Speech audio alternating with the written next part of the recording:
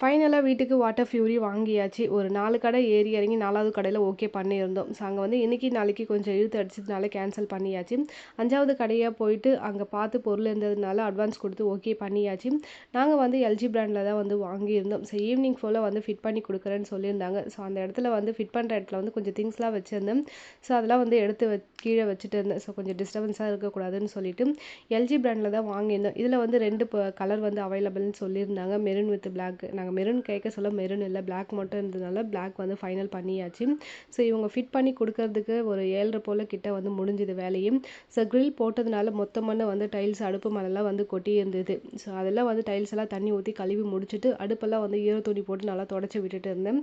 So அப்புறம் வைப்பை வச்சு நல்லா வைப் பண்ணி விட்டுட்டு வெட் பண்ணிவிட்டு பிளேட்டோட ரேக்லாம் வந்து எடுத்து அதே இடத்துல வச்சாச்சு. நைட்டு டின்னர் வந்து என்னால் செய்ய முடியாதுன்னு சொல்லியிருந்தேன் ஹஸ்பண்ட் கிட்ட. கடையிலேருந்து வாங்கிட்டு வந்து கொடுத்துருந்தாங்க. ஸோ நைட்டு டின்னர் வந்து இட்லி சாம்பார் வச்சு சூப்பராக